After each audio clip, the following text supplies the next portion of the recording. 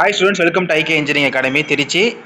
நம்ம அகாடமியில் பார்த்தீங்க அப்படின்னா இப்போ டிஎன்இபி டெக்னிக்கல் அசிஸ்டண்ட்டுக்கு கிளாஸ் டெஸ்ட் மற்றும் hard copy material Tamil English test page தமிழில் இருக்கும், இங்கிலீஷில் இருக்குது.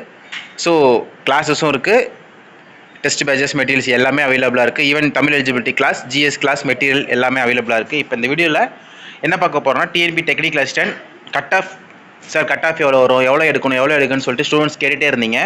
அதுக்காக எவ்வளோ மார்க் எடுத்தால் நீங்கள் பாஸ் ஆக முடியும் அப்படிங்கிற ஒரு அவேர்னஸ் வீடியோ தான் வீடியோவில் போட்டிருக்கோம்.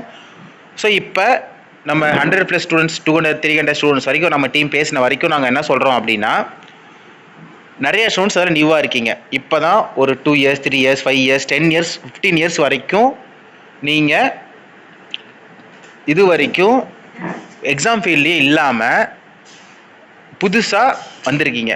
ஸோ அவங்கக்கிட்ட பேசுகிற வரைக்கும் என்ன தெரியுதுன்னா, உங்களுக்கு எப்படி படிக்கணும். ஸோ சில எக்ஸ்பீரியன்ஸ் ஸ்டூடெண்ட்ஸ் இருக்கீங்க.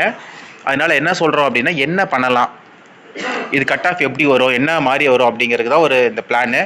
ஸோ ஃபஸ்ட்டு பார்த்தோம் அப்படின்னா, புதுசாக படிக்கவே இல்லை அப்படிங்கிற ஸ்டூடெண்ட்ஸுக்கு தமிழ் எலிஜிபிலிட்டியே ஒரு பெரிய சிக்கலாக வரும்னு தான் நான் எக்ஸ்பெக்ட் பண்ணுறோம்.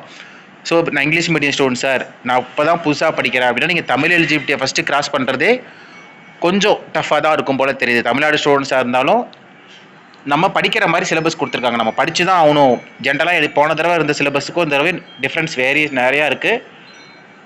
இப்போ நம்ம தமிழ் மீடியம் ஸ்டூடெண்ட்ஸாக இருந்தாலும் நான் படிக்கவே இல்லைன்னா இப்போ நீங்கள் படிக்கிற ஸ்டேஜில் இருக்கீங்க. ஸோ அதுக்கு ஃபஸ்ட்டு கான்சன்ட்ரேஷன் பண்ணணும். ஏன்னா எவ்ரி எக்ஸாமில் பழைய சிலபஸ்லேயே ஒரு 2 to 3% தமிழ் எலிஜிபிலிட்டியில் ஃபெயில் ஆவாங்க நம்ம ஸ்டூடெண்ட்ஸ் ரிசல்ட்டை பார்த்த வரைக்கும். இந்த தடவை அது கொஞ்சம் இன்க்ரீஸ் ஆகிற மாதிரி தெரியுது. அது ஃபஸ்ட்டு பாயிண்ட். இங்கிலீஷ் மீடியம் ஸ்டூடெண்ட்ஸும் ரொம்ப நியூ ஸ்டூடெண்ட்ஸும் இதில் கொஞ்சம் அவேராக இருங்க. அடுத்து ஜிஎஸும் இதுவும் இருக்குது. இது ரெண்டும் பார்த்தீங்கன்னா நீங்கள் மினிமம் 90 கொஷின்ஸ் பண்ணணும். இதில் ஒரு 200, இதில் ஒரு 100. ஸோ இந்த 300 கொஷினுக்கு 90 கொஷின்ஸ் கரெக்ட் பண்ணணும். ஸோ இதை பொறுத்த வரைக்கும் இந்த டைமிங்கில் நீங்கள் பண்ணிடலாம், எனஃப் டைம் இருக்குது. ஸோ தமிழ் எலிஜிபிலிட்டி மட்டும் கொஞ்சம் கான்சன்ட்ரேஷன் பண்ணிங்கன்னா இதில் 90 மார்க்ஸ் தொட்டுருவீங்க. ஸோ இது 90 மார்க்ஸ் வந்துட்டேன் சார், எனக்கு வேலை கிடைக்குமா? இப்போ தான் இங்கே ரேஸ் ஆரம்பிக்குது.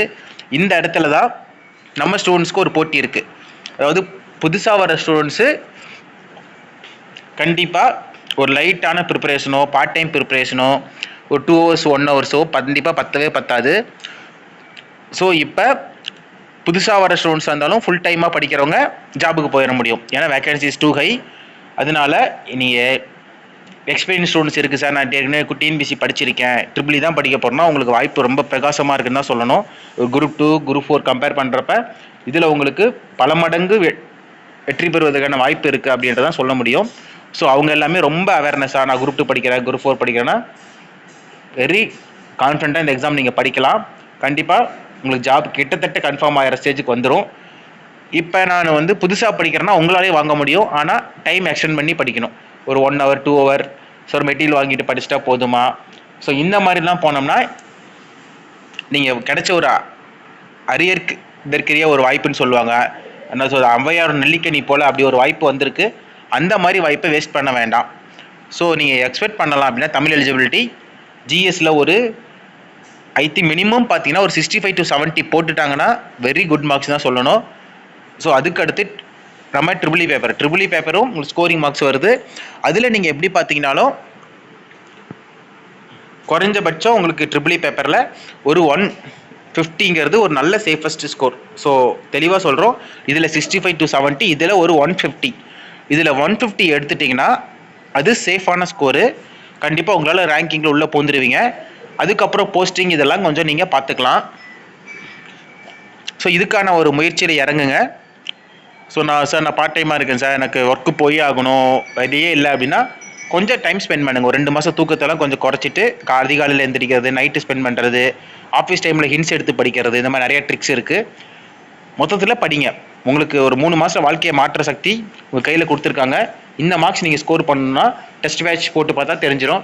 ஸோ தமிழ் இங்கிலீஷில் டெஸ்ட் பேட்ச் நம்மகிட்ட இருக்குது, கிளாஸஸும் இருக்குது, ரெக்கார்ட் வீடியோ கிளாஸ், ஆஃப்லைன் கிளாஸும் இருக்குது. ஆஃப்லைன் கிளாஸும் போயிட்டுருக்கு, நேரடியாகவும் நடக்குது.